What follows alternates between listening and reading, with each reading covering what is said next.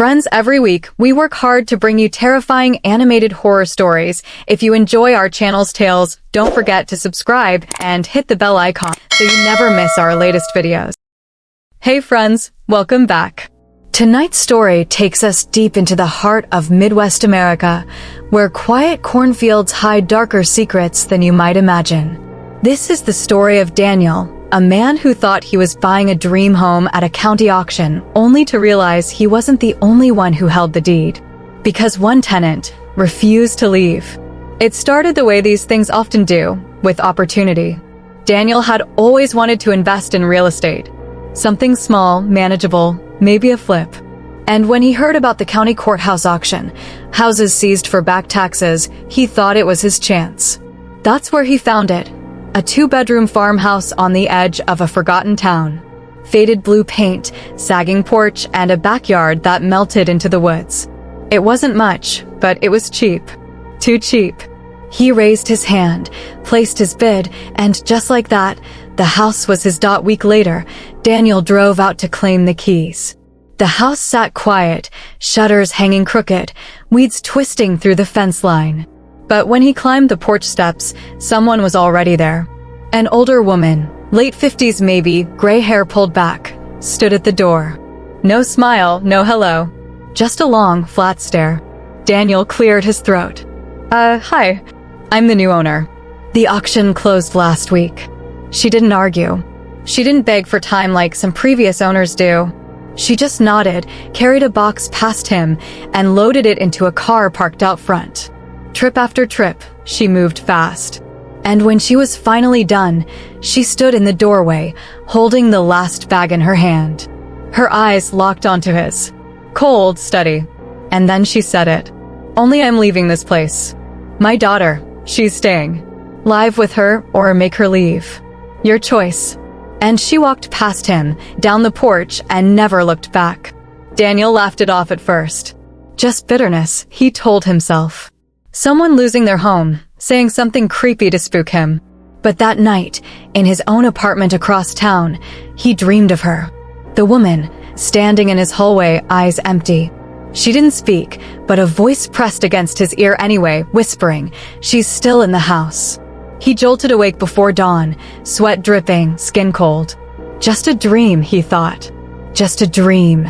When he visited the house again, the smell of mildew and old wallpaper glue hung thick in the air. The floorboards creaked under his weight. In the bathroom, the light above the mirror flickered, buzzing faintly. Still, nothing supernatural. Just the quirks of an old place. Or so he told himself. Daniel went all in with renovations. New paint, new floors, brighter bulbs. Within weeks, the farmhouse looked almost alive again.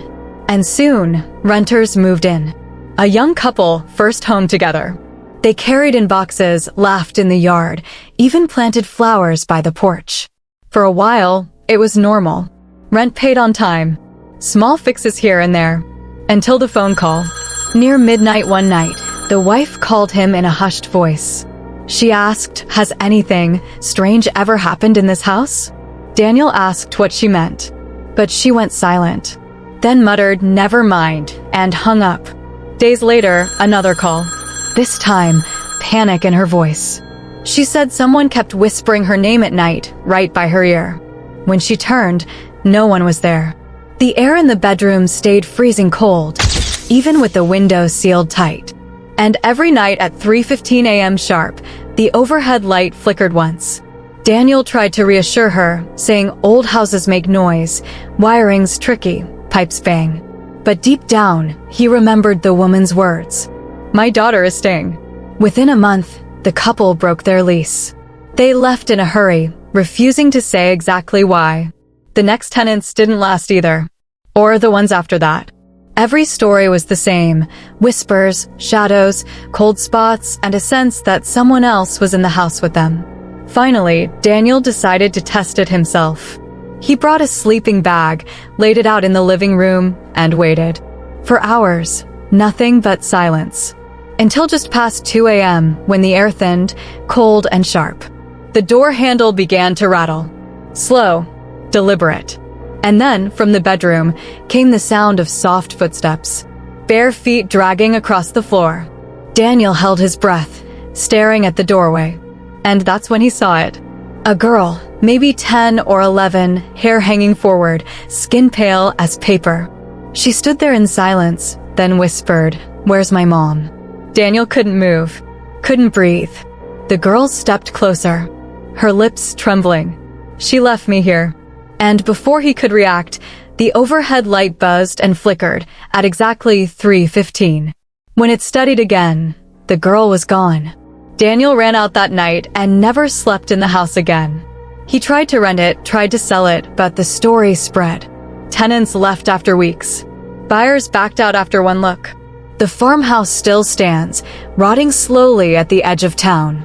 Locals say the porch light flickers on sometimes, even though the power's been cut for years. And if you walk close enough to the windows, you might hear a small voice whispering. Not from the hallway, not from outside, from inside the walls. I'm still here.